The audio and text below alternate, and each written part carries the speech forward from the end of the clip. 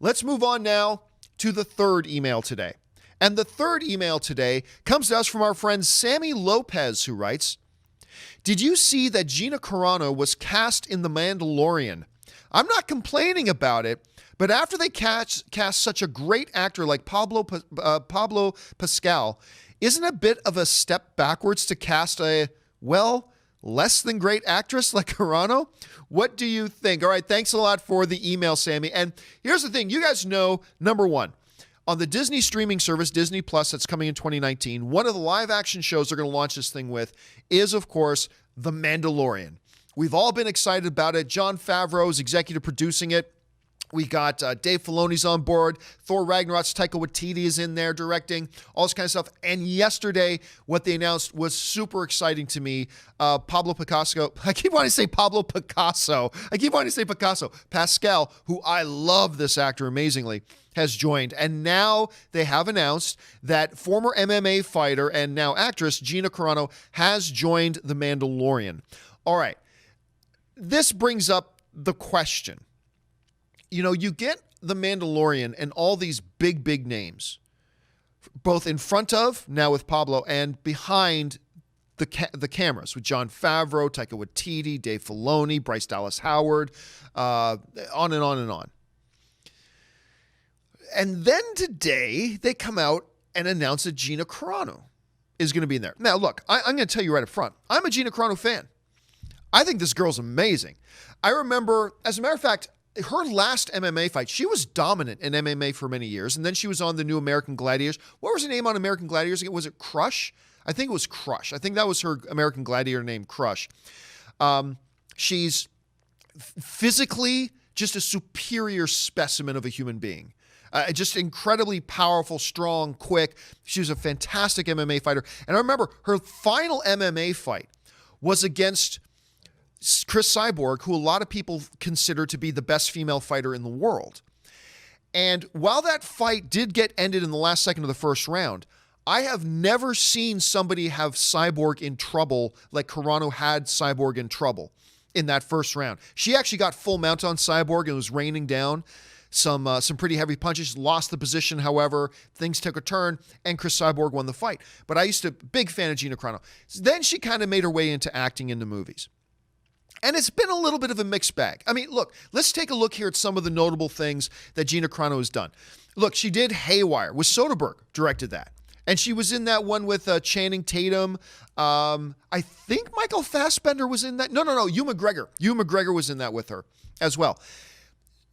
And Soderbergh made an interesting decision. He decided to take Gina Carano and make her the lead. She was the lead, and that was a mistake. That was a mistake. Now, look, it's an action film. Did Gina Carano pull off the action in that movie? You're damn right she did. She looked great. It looked so natural and so flawless. And if you ever get a chance, jump on YouTube and look up Ewan McGregor talking about Gina Carano and that experience filming fight scenes with her. It's hilarious. It's amazing. She pulled all that off. But unfortunately, if you're going to be the lead actor in a movie, you got to do some heavy lifting with the acting. Not her strong suit, especially at that point. So the big mistake I think Soderbergh made in that movie was he took an actress who had some big weaknesses and he exposed her weaknesses.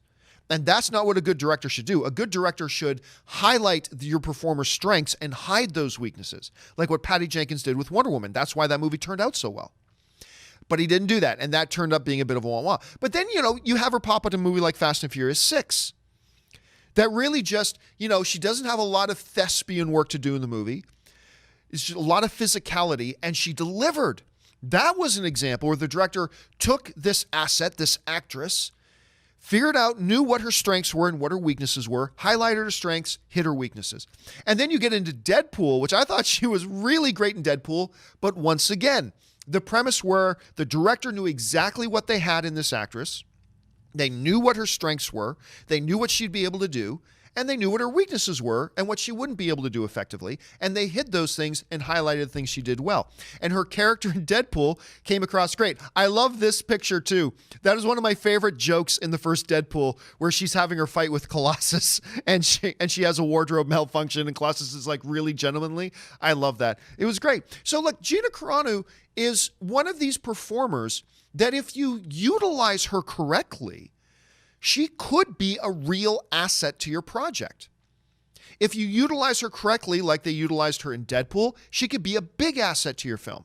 If you utilize her incorrectly, like they did in Haywire, and Haywire overall is a pretty good film, but, you know, it kind of became apparent she wasn't the person who should have been the lead in that. If you use her incorrectly, she can be, you know, a negative to your project. So really what this all comes down to with The Mandalorian is, how are they planning on using her in the movie? How are they going to utilize this actress and what talent she brings to the table? Because I'm telling you right now, if they use her the right way, she's going to be a great asset. If you give her 5 long Shakespearean speeches to give in every episode, that could end up being a problem. That could end up being a problem because she's just not that strong of an actress. I love her, but she's just, let's be honest, she's just not that strong of an actress. You got to utilize her the right way. So I wouldn't get too excited about her inclusion in The Mandalorian, and I wouldn't get too worried about it.